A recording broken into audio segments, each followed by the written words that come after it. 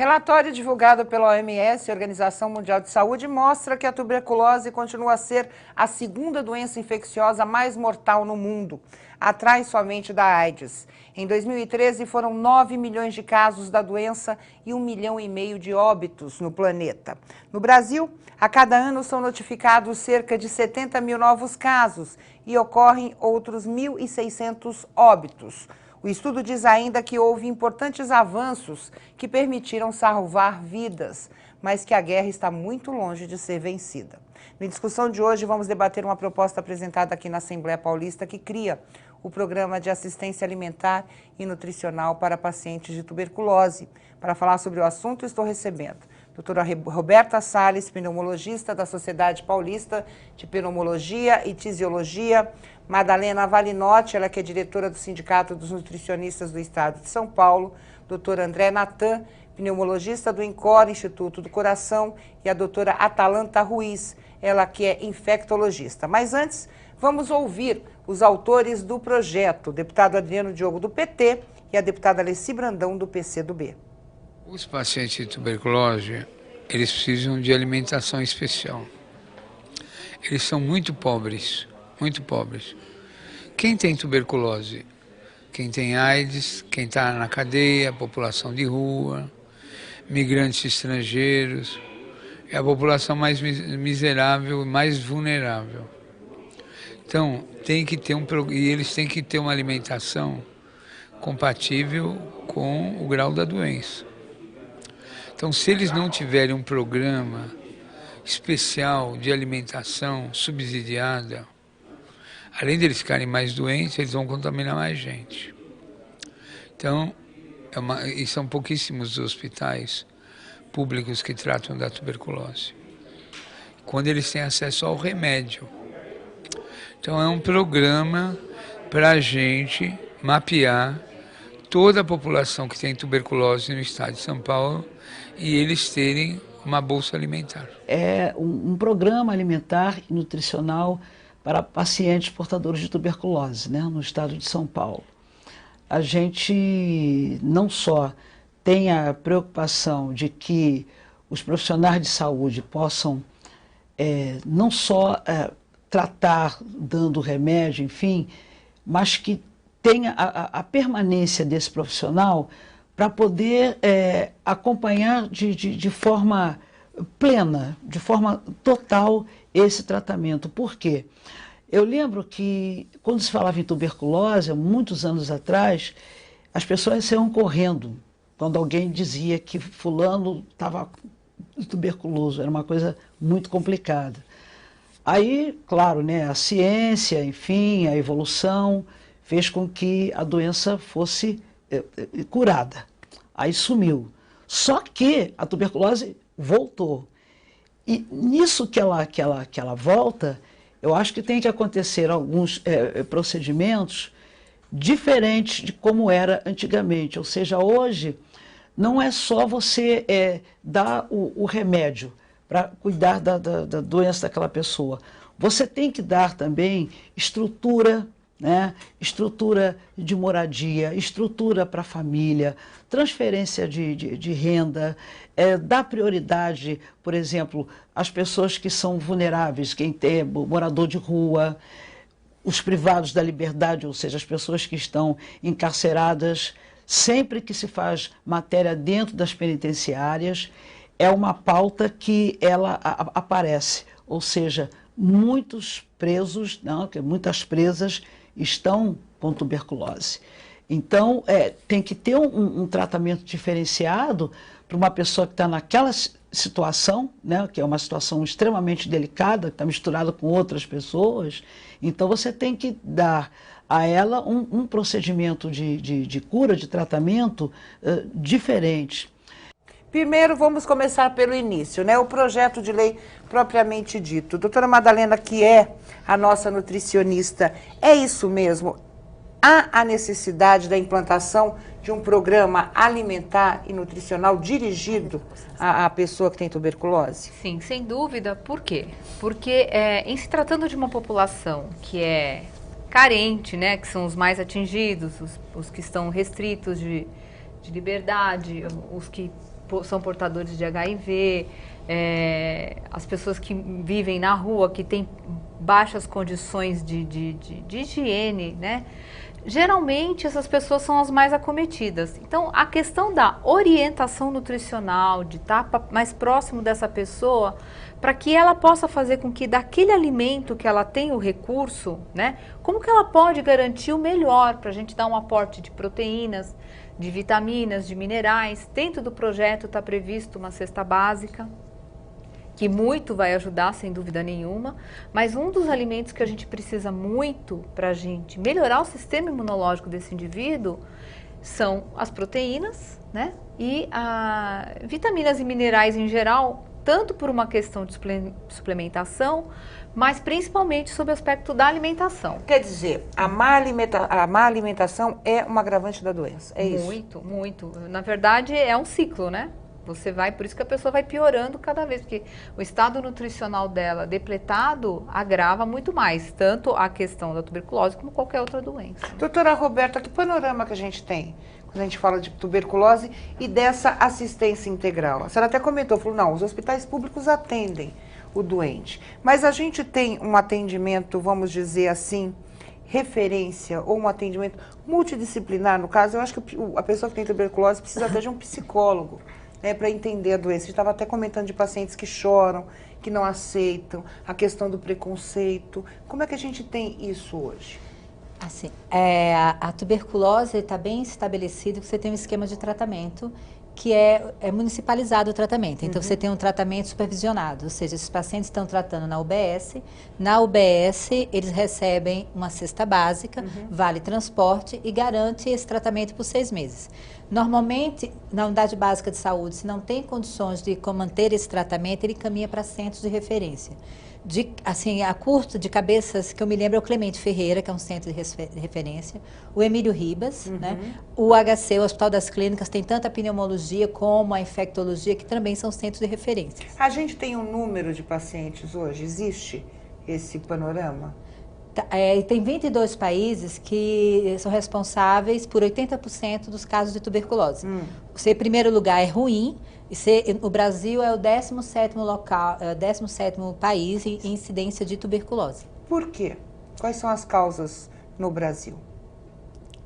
É uma doença que tem um caráter social muito grande, né? Então você tem uma alta prevalência de tuberculose em população indígena, pacientes privados de liberdade, moradores de rua, né? São pessoas que vão ter uma maior incidência de tuberculose. Fora isso, fora essa questão social, você houve um aumento da tuberculose na década de 80 com o advento da AIDS. Sim. É tanto que o Ministério hoje, assim, toda vez que você faz um diagnóstico de tuberculose, você deve procurar o diagnóstico também de AIDS. Temos um segundo levante, que é a questão da tuberculose com diabetes. A Organização Mundial de Saúde lança um alerta pedindo, orientando que se você tem um paciente com diabetes, procure tuberculose, ou se você tem tuberculose, procure diabetes. Que acho que é a grande pandemia que vem por aí, talvez maior do que a tuberculose e AIDS. E tem uma outra coisa, as pessoas estão vivendo mais, estão sendo transplantadas, estão usando muitas medicações imunossupressoras e tudo isso diminui a imunidade.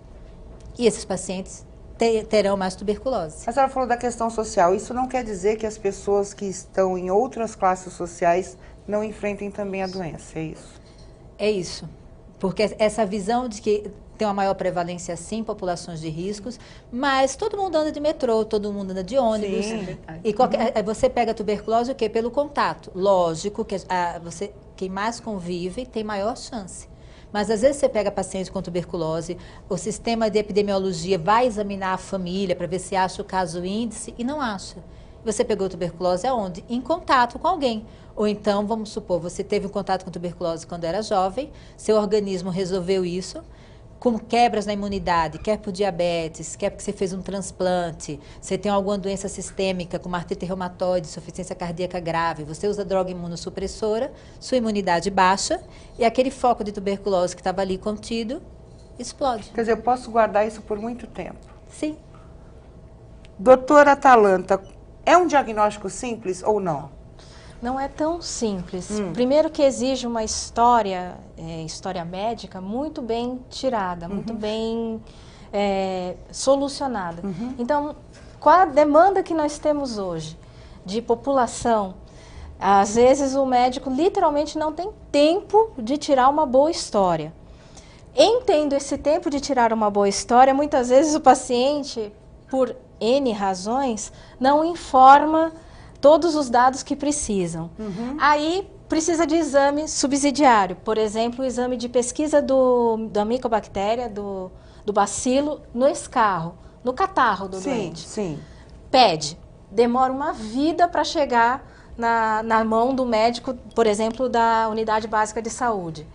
Aí o paciente não vem, não retorna. Enfim, são N razões para dificultar o diagnóstico de tuberculose hoje no país. Um tempo atrás, via-se até em ônibus, né? Ah, se você tosse por mais de 2 semanas, procure uma unidade de saúde. Isso é fato, porque a tosse é o principal sintoma da tuberculose do tipo pulmonar.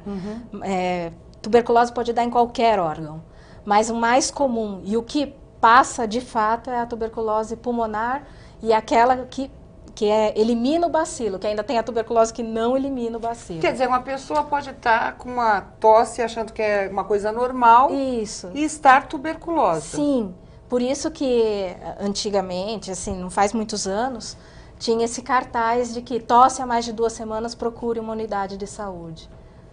E é fato isso. Não, porque tosse é uma coisa natural, né, doutor André? Todo mundo tosse hoje. Por exemplo, eu tive uma tosse crônica, mas era por uma outra Sim, situação. precisa Então, investigar. essa coisa de confundir diagnóstico é comum no caso da tuberculose? É comum, mas eu acho que o ponto principal, que a principal mensagem que tem que ficar é aquela: precisa pensar em tuberculose num país como o Brasil. Isso. Né? Assim, na nossa população, independente do nível socioeconômico, cultural, é preciso pensar em tuberculose. Então, essa é a principal mensagem. Tanto que tinha essa campanha antes do Pense TB e tá tossindo, procure o seu médico, exatamente por isso. É claro que se você tem tosse há 2 semanas, provavelmente isso não é tuberculose, mas tuberculose deve ser excluída. Claro. Então vale a ida ao médico, vale a ida ao posto de saúde ou ao serviço que a pessoa está vinculada, para contar a história, essa história que é tirada, para ver se a história é compatível com tuberculose, se tem algum outro sintoma que o médico, numa conversa, percebe que o paciente tem, e se ele acha que vale a pena, naquele contexto, ele segue a investigação com o exame do escarro, com raio-x ou alguma outra coisa. A gente falou da tosse, mas quais são os outros sinais? Outros sinais de uma doença infecciosa subaguda. O que quer dizer isso? Febre baixa, aquela febre vespertina, emagrecimento, perda de apetite, perda de ânimo no dia a dia. E no caso do pulmão, a tosse com expectoração. Como a tuberculose pode acometer qualquer órgão, qualquer outro sintoma em qualquer outro órgão que ela cometa, osso, pode dar dor, eventualmente casos mais raros, mas em geral a queixa é respiratória, porque mais de 70%, 80% dos casos tem o quadro pulmonar como principal local de disseminação da doença. E ela é comum para qualquer pessoa, homem, mulher, criança, qualquer idade? Qual que é o perfil do... Todas as pessoas podem desenvolver tuberculose. É claro que os extremos de idade, pelo sistema imunológico, têm um risco maior de desenvolver. Então, e a gente entra em contato em vários momentos da nossa vida. Quer dizer, a gente entra em contato com pessoas que têm tuberculose e são bacilíferas, ou seja, que eles estão transmitindo a micobactéria em vários momentos. Então, a gente fica com a micobactéria incubada, ou seja, ela fica latente no nosso organismo, e se em algum momento a gente desenvolve alguma imunodepressão, seja câncer, diabetes, HIV, ou extremo de idade, paciente idoso, a gente pode desenvolver a doença. É mais comum essa reativação do que desenvolver logo que a gente entra em contato. Mas a criança, por exemplo, quando entra em contato, tem uma chance maior de desenvolver a doença. No caso da alimentação, é diferente, dependendo do caso, doutora Madalena, ou não? Sim, a criança, você diz o caso em termos de órgão afetado? Sim, porque a manifestação do sintoma, fazendo toda esta investigação, né, que o Dr. Nathan citou, se houver afecção de algum outro órgão, além do tratamento que nós temos que oferecer uma alimentação mais reforçada em energia, em proteínas, vitaminas e minerais, se for um órgão, um rim que for afetado, deve-se investigar o acometimento desse órgão e ver qual que é o fracionamento que você vai dar de proteínas, de minerais, enfim. Você tem que investigar qual é o órgão que está sendo afetado, que assim, dos que eu já tenho ali, dos mais comuns são realmente o pulmonar e eu já vi o renal. Mas de outros eu praticamente nunca tive contato com tuberculose assim para tratar em consultório. E é o mesmo sintoma, independente do órgão? Não, depende do órgão, ele vai manifestar. O pulmonar você tosse, no caso do renal. Hematúria. Você pode ter febre, hematúria Isso, ou emagrecimento. infecção de Urina de repetição. repetição. Quer dizer, Entendi. como mulher tem infecção de urina, mas é uma infecção que se repete e não melhora com antibióticos comuns. Isso é comum também em outros locais, mesmo pele. Uma infecção que parece uma infecção bacteriana comum, toma antibiótico, não melhora, toma antibiótico, não melhora. Então, esse caráter subagudo, quer dizer, ele vem se mantendo um estado de infecção por um período um pouco mais prolongado que o habitual. Então, quer dizer, essa demora também agrava a doença. Ah, sim. Sim. Claro, Né? quanto mais demora para fazer o diagnóstico, mais avançada está a doença. Né? E dependendo do órgão, para mais pessoas você transmitiu até você fazer o diagnóstico e começar o tratamento adequado. Eu vou para o intervalo rapidinho. No próximo bloco, a doutora Roberta falou uma coisa que me chamou a atenção, que é aquela coisa de você guardar a doença. Porque algumas pessoas guardam a doença e ela não se manifesta, né? A questão da cura. Quanto tempo demora? Que tipo de tratamento? Que atenção ter com relação à doença? Mas a gente vai falar sobre isso no próximo bloco. Não saia daí.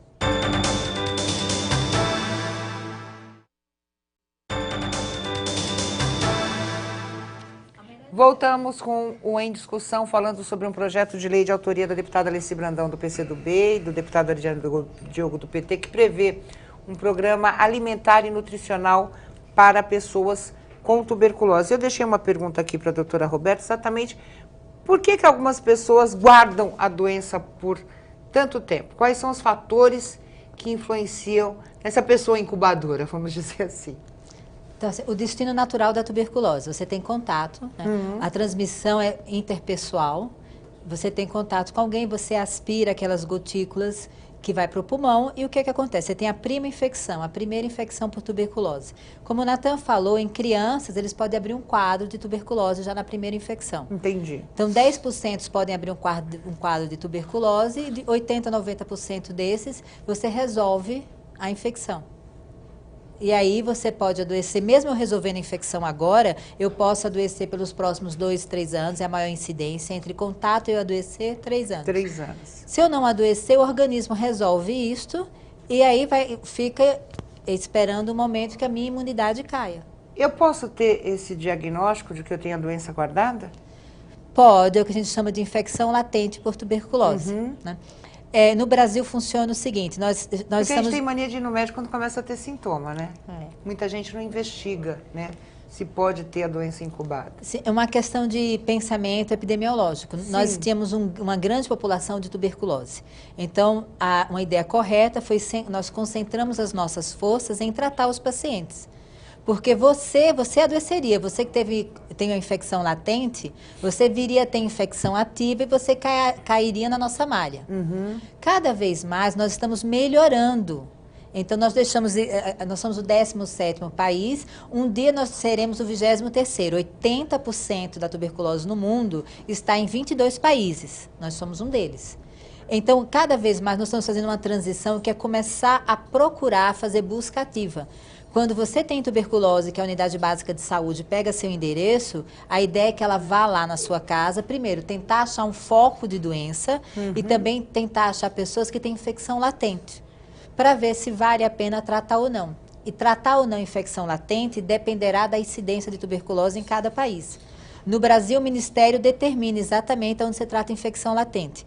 Profissionais de saúde, que têm viragem de infecção latente, população indígena, pessoas com mais de 60 anos que têm diabetes, pessoas com mais de 60 anos que têm silicose, tem alguns critérios de tratamento.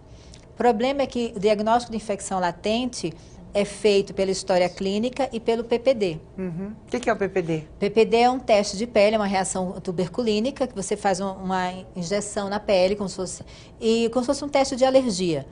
E 48 horas a 72 horas depois, você vai ler essa reação alérgica. Se essa reação alérgica der positiva, a gente fala que você tem um PPD positivo, indicando que você teve contato com a doença. Existem organismos que conseguem se defender da doença, doutora Atalanta? Em sua grande maioria. Por É? exemplo, nós brasileiros somos um país que tem muita tuberculose. Se nós pesquisarmos a fundo, todos nós tivemos contato com tuberculose. Só que quem tem uma imunidade boa e não sofre nenhum grau de imunodeficiência, essa pessoa está ali guardadinha a tuberculose dela. Não tem problema nenhum. E pode vir a nunca desenvolver a tuberculose. Mas algumas pessoas caem nessa malha fina de que ocorre algum contratempo, um câncer, um diabetes, desnutrição, HIV, e aí acaba desenvolvendo a doença. É uma doença que tem cura? Tem cura. Dependendo do diagnóstico precoce e do tratamento, Tem quais cura. são as variáveis que Quanto atingem diretamente essa cura? Quanto mais precoce, melhor. A adesão ao tratamento é importantíssima. O que a gente acaba vendo bastante também é que o paciente melhora os sintomas nos 15 primeiros dias de tratamento e às vezes abandona o tratamento. Por isso que agora... Isso é cultural, né? A Sim. gente até com antibiótico, né? Sim. Tô boa por parar o antibiótico. Exato. E aí... Se autoprescreve, né, doutora Exato, Margarida? se dá alta. Literalmente se dá alta. É verdade. E aí é por isso que agora tem o tratamento direcionado, em que vai alguém e dá o tratamento literalmente na boca do paciente. Então, é importante esse tratamento ser muito bem seguido durante os 6 meses de tratamento. No caso da neurotuberculose, durante os 9 meses de tratamento. Qual que é a diferença? A neurotuberculose é aquela que acomete o sistema nervoso central. Acomete o cérebro. Então, como o cérebro ele é mais fechado, mais protegido, precisa de um tempo maior, de uma concentração maior da droga, e por isso o tratamento é mais prolongado. É um tratamento simples ou não, doutor André? Ele já foi mais difícil, até pelo tipo de comprimido, que eram vários comprimidos para atingir a dosagem adequada. Hoje em dia isso é mais simples de tomar. Então, para a pessoa que vai fazer o tratamento, vai ter menos comprimidos para tomar, isso melhora a aderência. E ela recebe isso do Ela SUS? recebe isso. É um pacote que ela recebe do SUS. Sim. Né? Então, tanto que não se vende, a grande maioria dos remédios para tuberculose não se vende na farmácia. Você precisa buscar o posto até para o sistema de saúde ter esse controle da vigilância. Né? Então, Por ser uma doença é infecciosa. uma doença de etc. notificação compulsória, quer dizer, qualquer médico que faz diagnóstico precisa avisar o sistema de vigilância do município que ele está alocado, e o paciente precisa pegar essa medicação no posto. E tem essa diferença, inclusive, do paciente que pega a medicação no posto, e para os que têm um risco maior tem um risco maior de má aderência, ou aqueles que já abandonaram o tratamento, é instituído esse sistema que ou o agente de saúde vai na casa do paciente para dar diariamente a medicação, ou ele tem que ir no posto para tomar a medicação. E isso é uma estratégia da Organização Mundial de Saúde que também o Ministério da Saúde seguiu, né? Que é esse tratamento direcionado para melhorar a aderência ao tratamento. Por quê? Apesar de ter melhorado com menos comprimidos, ele ainda é um tratamento longo, de pelo menos 6 meses, de comprimidos diários. Então é claro Quer dizer, esquecer um comprimido já compromete o... Não, é claro que esquecer um comprimido não compromete, mas assim... alguns... Em 6 meses Entendi. é difícil manter esse tratamento e existe uma porcentagem dos pacientes que abandonam. Agora, como é que vocês acompanham isso? Como é que é feito o acompanhamento? Porque diagnosticada a doença, você medica o paciente, aí ele vai para casa. Como é que é feito esse acompanhamento? Então, o acompanhamento, ele é feito no consultório, aí depende onde você... Mensalmente, como é que é feito? Depende muito da gravidade do paciente, da aderência do paciente, do perfil do seu paciente. Entendi. E onde ele está. Se ele está no seu consultório, se ele está num serviço quaternário, como é o Hospital das Clínicas, que tem muito paciente com tuberculose multiresistente, que já foi tratado. Então, claro que esse paciente é vigiado muito mais próximo.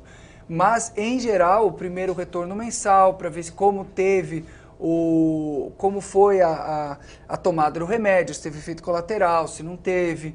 Depois acompanha com o escarro, se ele se mantém ainda com tosse produtiva, para ver se esse escarro que era positivo, ou seja, ainda tinha micobactéria no seu escarro, se isso zera, quer dizer, se ainda pode tossir, mas a micobactéria não está mais sendo transmitida, Entendi. então você não é mais bacilífero. Então tem uma série de critérios que você vai usando para manter o seu paciente mais próximo ou com retornos mais alongados. O raio-x do tórax pode dar algum sinal, doutora Roberta?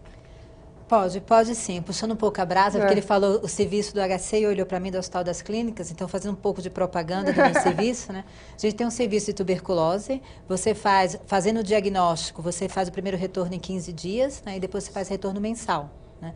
E você tenta sempre fazer tratamento supervisionado, ou seja, esse paciente ou vai diariamente na UBS ou 3 vezes por semana, de acordo com a UBS, para tomar os remédios. Mas vocês têm uma equipe multidisciplinar? Dentro do Hospital das Clínicas, sim, mas só que é o seguinte, nós não temos estrutura para trazer esse paciente todo dia no Hospital das Clínicas para tomar a medicação. O que seria o ideal, né? Nós no caso somos da um realidade que a gente tem. Mas assim, o que acontece? A gente faz parcerias com o UBS. Sim. Em tese, nós somos um centro de referência. Então, se eu diagnostico tuberculose numa pessoa que não tem nenhuma outra comorbidade, eu transfiro para a UBS. E a UBS transfere para mim todos os pacientes de maior complexidade. Então, funciona bem esse fluxo e contrafluxo, porque a UBS tem condições de fazer esse tratamento supervisionado melhor. Entendi. São 4 drogas, que estão agora em 4 comprimidos. Então, o que é legal é assim, que cada comprimido tem os 4 remédios, para tentar diminuir a incidência de resistência. Como nós somos pneumologistas, o programa é montado para que qualquer médico trate tuberculose. Então, se você for ver a normatização do programa, faça escarro. Escarro positivo é TB, escarro negativo, continua a investigação. Porque isso permite, assim, que eu tenha... O exame de escarro é tranquilo, o paciente tosse e você faz uma lâmina que vem no microscópio, então não precisa de um laboratório, de muitos recursos, né? Mas para a gente que é pneumo, o raio-x é fundamental, porque você tem 20% das tuberculoses pulmonares que são escarro negativo. Olha que interessante. Então, a maioria dos isso. pacientes tem alteração na radiografia de tórax, né? Quais são as primeiras dúvidas, doutora Atalanta, de um paciente quando diagnosticado com a doença? Bom, a primeira dúvida ele sempre se pergunta muito da família, assim, e a minha família? Eu vou voltar para casa e vou transmitir isso para minha família. Primeiro que ele já convivia em casa transmitindo a doença, então Sim. provavelmente todo mundo já teve contato, e não necessariamente com ele, todo mundo, como disse a doutora Roberta, anda de ônibus, anda de metrô, enfim. A segunda pergunta é se a doença mata.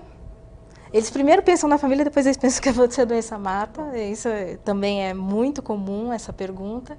E como é que é o tratamento? A hora que eu falo que são 6 meses de tratamento, que não pode largar de jeito nenhum, ele olha assim no início, ele fala, tranquilo, eu vou tomar como se fosse uma vitamina, né?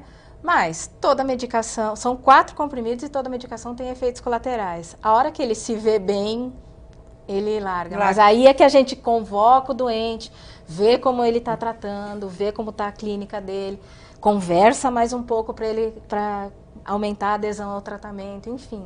Eu pergunto isso porque toda vez que a gente fala de tuberculose, por exemplo, na mídia, a gente vê uma coisa muito pesada até, né? Acabou de reprisar a minissérie da Dercy Gonçalves, que ela teve, o marido também.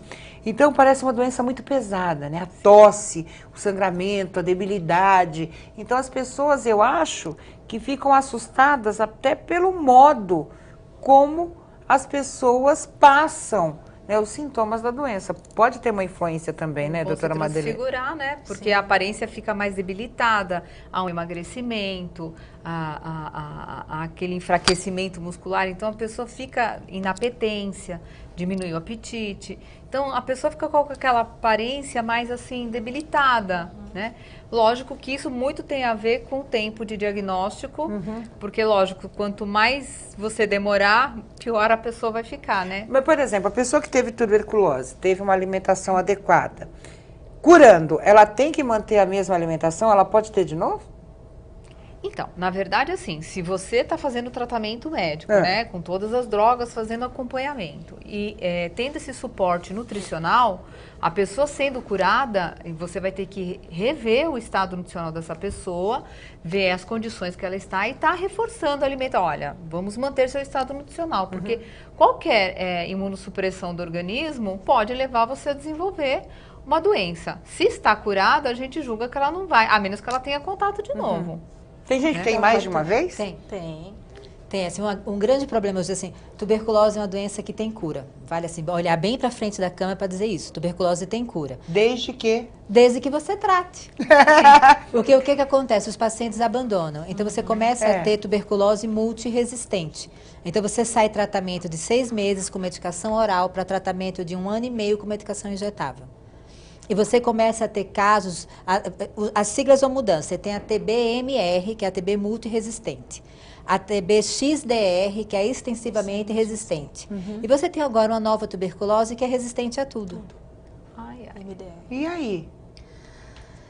E aí você tenta fazer Esquemas alternativos, e o que é interessante, não tem pesquisa mais para remédios para tuberculose.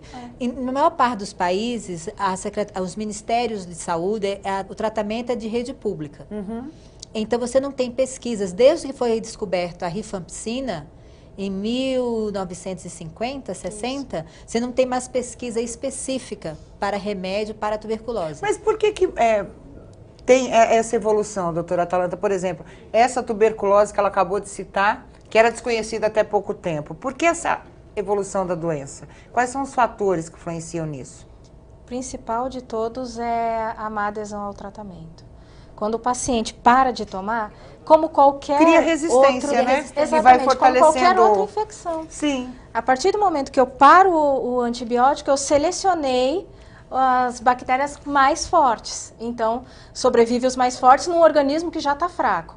São bactérias cada vez mais fortes num organismo cada vez mais fraco. Então, a gente vai perdendo o arsenal de medicações. Quando a gente tira do tratamento a rifampicina e a isoniazida, a eficiência do tratamento cai em 60%. Então, a partir do momento que eu tenho um paciente que está tomando direitinho o Coxip, que é a rifampicina, isoniazida, pirazinamida e etambutol, conjugado nos 4 comprimidos. Palavrão, né? Conjugado nesses 4 comprimidos que o Dr. Nathan falou. Eu estou tomando. De repente, eu paro de tomar, eu matei as micobactérias frágeis e eu selecionei as mais fortes. E aí, a hora que são resistentes à rifampicina e isoniazida, só 40% do tratamento vai funcionar. Ó, a gente vai para o intervalo rapidinho. No próximo bloco vamos falar de prevenção, programa de controle da tuberculose, deve existir algum, né? Qual o impacto desse programa e principalmente cidades com maior incidência. Por quê? A gente volta já já.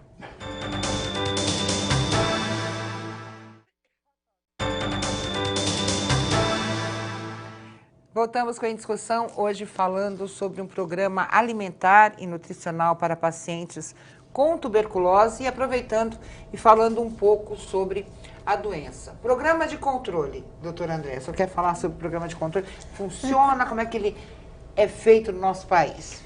Então, existe um programa desde a Organização Mundial de Saúde que é repassado para o Ministério da Saúde, as grandes diretrizes, e ele segue essas grandes diretrizes e isso é descentralizado. Então vai para os estados, depois vai para os municípios, tanto que a rede básica de saúde que tem o controle, em última instância, do fronte do tratamento dos pacientes. Agora, para que serve esse acompanhamento? Ou seja, eu falei sobre as cidades com maior incidência, né? Detecta-se, né? Detecta-se, isso. Que uma cidade tem vários casos num determinado período. Esse programa de controle ajuda a criar medidas efetivas direcionadas para determinado local? Deveria criar. Essa é a resposta correta. Para isso serve a vigilância epidemiológica. Depois você discorda, peraí. Só para gente informar. Não, é claro, quer dizer, quando existe um surto de doença, seja tuberculose, seja dengue ou qualquer outra doença infecto-contagiosa, É óbvio que deveria ter tido antes um conhecimento e talvez uma prevenção em relação a isso. Então, é claro que quando tem um surto de dengue, a culpa não é daquele momento, a culpa foi de algo que não aconteceu há 6 meses, um ano atrás. A dengue é o melhor exemplo E, disso. obviamente, tuberculose é a mesma coisa. Então, assim, todo mundo sabe como se previne, como trata, como melhora a aderência e como a má aderência dá origem a esses pacientes com tuberculose multiresistente. Como se previne? Como se previne? Primeiro, tratando os casos. Segundo, vacinando. Na verdade, você previne as formas graves fazendo a vacinação. Que é a BCG. Que é a BCG, aquela da criança. Com que de idade? qualquer forma, é com a partir dos... Ao nascimento até o Logo segundo nascimento. 3 semanas. Ou até o segundo mês, depende do calendário de Exatamente, vacinação. depende do calendário vacinal. Algumas crianças são vacinadas no próprio hospital, algumas têm alta, porque tem um peso específico que agora eu não vou lembrar, que as crianças precisam ter para serem vacinadas. São crianças pequenas. E é uma dose única. Dose única. Dose única. Então, esse é o modo de você prevenir as formas graves e, depois disso, é você fazer o tratamento adequado, porque quanto mais cedo você faz o diagnóstico e institui o tratamento, mais cedo você vai o paciente vai deixar de transmitir. Pode falar, pode discordar dele. Discorde, doutora Roberta. Então, Não brigue com ele, só discorde. Não, com relação... Porque todo pernambucano é arretado, né? Conheço. Com relação à prevenção. Primeiro é o seguinte, num país como o nosso, chega a ser irresponsável você não pensar sempre em TB. A gente brinca assim, qualquer situação, qualquer diagnóstico factível, eu caí, quebrei a perna, pode ser TB, você pode ter uma TB óssea. Meu namorado brigou comigo, me largou, pode ser que ele tenha uma TB encefálica, que esteja... Qualquer diagnóstico cabe em TB. Até briga de namorado. Seu namorado, eu tenho não sei dúvida, não, doutora Roberta. Se o Olha, namorado dela porque é uma- terminar com ela, deve ser neurotuberculose. É uma brincadeira de dizer que você sempre pensa em TB. Sim, Então, claro. assim, além, obviamente, do que o Natan chamou a atenção, BCG, tratar as formas doentes. Toda vez que você tem um paciente com a doença grave, toda vez que você quiser indicar um transplante para um paciente, o paciente for fazer diálise, toda vez que o paciente tiver um diabetes grave, lembrar de pesquisar a tuberculose. Agora, eu falei das cidades no Brasil. Quais são as cidades com maior incidência e por quê? As capitais, assim, o estado de São Paulo está bem na fita. Nós não estamos nem entre os quintos maiores incidências de tuberculose. Mesmo com a nossa população. Mesmo com a nossa população. Olha que interessante. Santos aqui, a Baixada Santista, Santos... Caso do Porto, né? Caso do Chegada Porto, há de essa muita correlação, gente. né? Quem faz TB no estado, menos aqui, assim, me refiro sempre a São Paulo, porque apesar de ser pernambucana, onde eu faço pneumo, né? Todo mundo se conhece. Então, apesar das adversidades, toda vez que você tem uma dúvida, você está tendo um SUS, você está tendo um problema, você acaba ligando para a Secretaria de Saúde. E as pessoas que fazem TB, seja a Bela Galese, o Cine Bombarda, eles são muito presentes para irem lá e tentar ajudar, né? Lógico, você tem um programa que é para o Brasil inteiro, você tem dificuldades, está faltando PPD no Brasil inteiro. Eu acho, quando se fala num programa nacional, eu acho até perigoso, porque cada estado tem uma realidade. Eu acho que programas regionais localizados funcionam muito bem. A gente já teve resultados até positivos, né, quando as secretarias municipais assumiram determinados programas de prevenção, mutirão e Mas etc. isso deveria ser uma característica do SUS, né? É claro que Agir, né, localmente, né? a uma gestão das do diretrizes do SUS, SUS. ela Deveria visa ser assim. exatamente isso. Quer dizer, Mas a você gente tem não o tem, né? centro que é porque você tem que é políticas distribuído nacionais, né? e agora, claro, você vai individualizar, seja o tratamento, a prevenção ou as características do ambiente do ambiente que você está inserido. Então, a unidade básica de saúde do interior aqui de São Paulo é totalmente diferente do Rio Grande do Sul, como é diferente no interior da Amazônia. Agora, o programa é o mesmo, o remédio tem que chegar do mesmo jeito, a maneira do paciente ser avaliado tem que ser a mesma, igual, o exame de escarro tem que ser disponível em todos os locais. Agora, é claro, se você vai buscar o seu paciente de barco, ou de ônibus, ou de metrô, isso é uma característica que cada local vai ter que trabalhar. atendimento. Mas esse programa é importante. Inclusive, como eu disse, o remédio só pega no posto, tem a vigilância epidemiológica, até para se Você traçar pode ter um programa nacional e um mapa. programa dirigido complementar. Exatamente. Agora, doutora Madalena, quais seriam os produtos de uma cesta básica para um paciente com tuberculose? É possível criar isso ou não? Cria-se uma dieta dirigida com receita e etc. Então, a priori, a cesta básica que é oferecida é uma cesta básica Básica. básica mesmo, né? considerando-se a questão da imunidade e da oferta de energia, então o nosso arroz e feijão, ela vai oferecer uma proteína de boa qualidade e a oferta de energia por ser fonte de carboidrato. Entendi. Tá? A oferta de proteica acaba sendo muito pequena, porque assim, você lá tem o quê? Uma lata de sardinha, né? Que pouco vai contribuir. Mas assim, Ômega 3, né? ômega 3, vai tadinha, uma latinha, né? Não dá. Então, na verdade, o mais importante disso tudo vai ser o acompanhamento do profissional nutricionista a essas populações, para que ela explique, ensine e mostre como que ela vai conseguir, dentro dos seus recursos, o melhor para ela, né? Tentar ovos, qual ovo, a carne, como que você pode tirar, quais partes, por exemplo, de um frango, ou se o custo, né, se a pessoa não tiver realmente uma boa condição, como que ela vai tirar o melhor da proteína daqueles alimentos. Então, esse acompanhamento nutricional é muito importante para que a gente possa ensinar esse acompanhamento próximo. O profissional nutricionista é um educador, na verdade, né? A gente trabalha tirando os melhores recursos do alimento, né? Sim. Porque você vai depender da cesta básica, vai depender muito dessa orientação para que a pessoa tire o mesmo, isso considerando que você está acompanhando esse indivíduo no domicílio. Um indivíduo que está restrito, como por exemplo no sistema prisional, ele já vai ter toda uma alimentação prevista. Até onde ela é direcionada para isso, já não saberia informar. Sim, mas claro. ele tem Ou o café da deveria ter, manhã, o almoço, o jantar, talvez muito mais bem atendido do que uma pessoa que esteja em seu domicílio. Então, nessa questão, eu acredito que seria um paciente que teria uma vantagem, né? Então, esse acompanhamento do nutricionista, no caso, para uma pessoa que está em domicílio, ela tem que ser muito mais Dirigida, próxima, né? muito mais dirigida. Doutora Atalanta, como é que os profissionais se previnem? Porque, na verdade, vocês ficam expostos à doença. Doutora Roberta, doutora André, doutora Atalanta, muito mais do que outros profissionais que atendem isso. Como é que vocês se previnem disso? Porque o paciente chega no consultório, vocês conversam, né? Muitas vezes a doença já está incubada, já está apresentando sintomas. Como é que é isso? Na verdade, deveria haver uma triagem.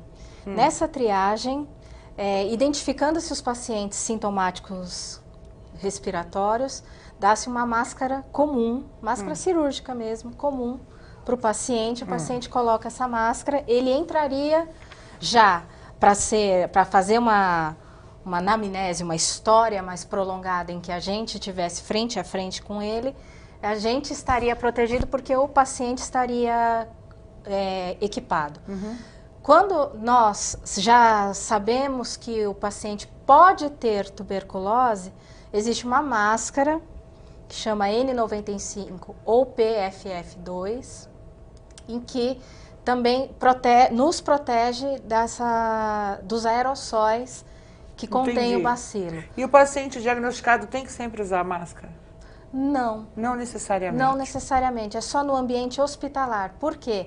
Porque ali é um aglomerado de pessoas em que estão, vou falar o óbvio, doentes, Sim. né, debilitadas, né, e que a chance de se pegar tuberculose de um paciente bacilífero e essa tuberculose se transformar em doença é muito maior.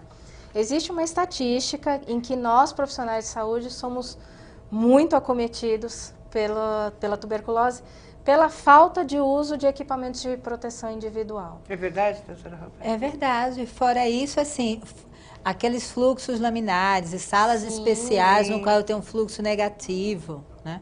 Isso não existe. Raríssimo. Raríssimo. Tem no HC e no Emílio Ribas aqui em Só. São Paulo, só. Para pacientes internados, mas não no consultório ainda, né? Então, Isso. os pacientes sintomáticos respiratórios, eles Mas vão o no primeiro consultório. contato já pode, não pode? A pessoa com tuberculose, ela já não pode transmitir no primeiro contato? com essa Pode. pessoa? Poder Então, pode. veja, o que acontece é que a gente vai entrando em contato. Por que aumenta o Repetido, risco, né? Porque a gente fica pensando, mas você já não entrou em contato com o bacilo quando você era criança? Entrou. Mas se você vai entrando em contato com diferentes bacilos, diferentes quantidades de bacilos ao longo da sua vida, você vai aumentando aquele risco que era 10% vezes mais uma dose de bacilo, mais uma exposição, mais uma exposição. Por isso que, por exemplo,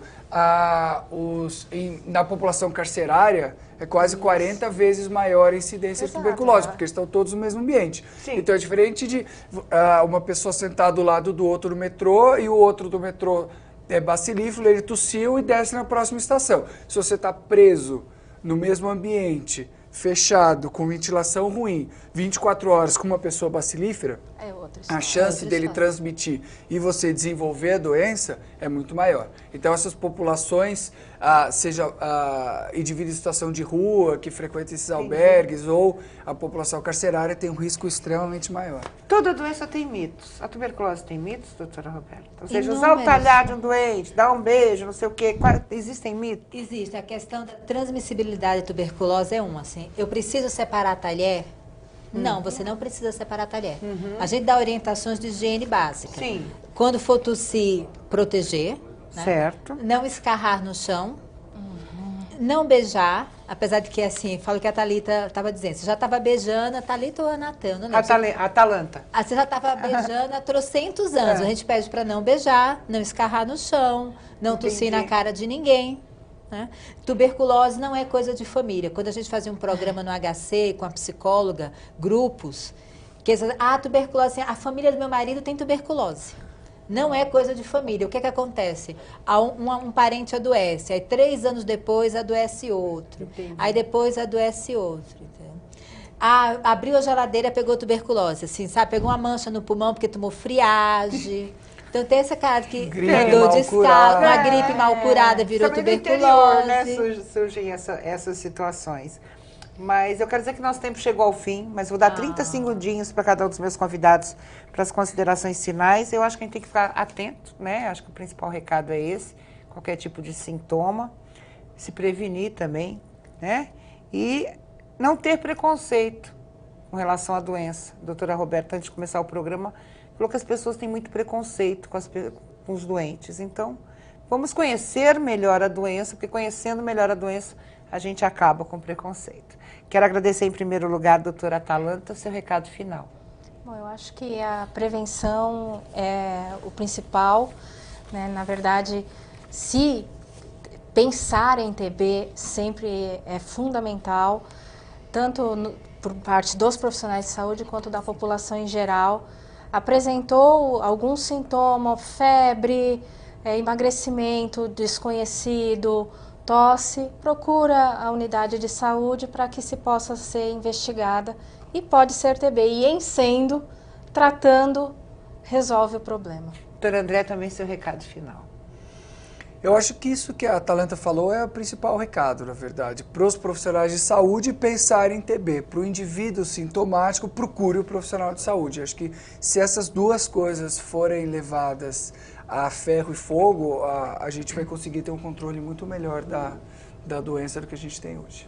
Minha conterrânea querida, muito obrigada pela sua presença, seu recado final. Tuberculose tem cura, tosse há mais de 2 semanas pode ser TB. E a questão de criança, tem algum sinal diferente? Não, doutora Roberta, no caso da tuberculose? Tem, porque o paciente, criança é difícil fazer aquele exame de escarro, né? Então a primeira coisa é, a mulher está grávida e pode tomar remédio para tuberculose? Pode. A mulher descobriu que tem tuberculose já perto da hora do parto. Essa criança o pediatra tem que ficar sabendo que tem orientações se faz tratamento para infecção latente ou não. Entendi. Então tem cuidados especiais. Também, doutora Madalena, seu recado final.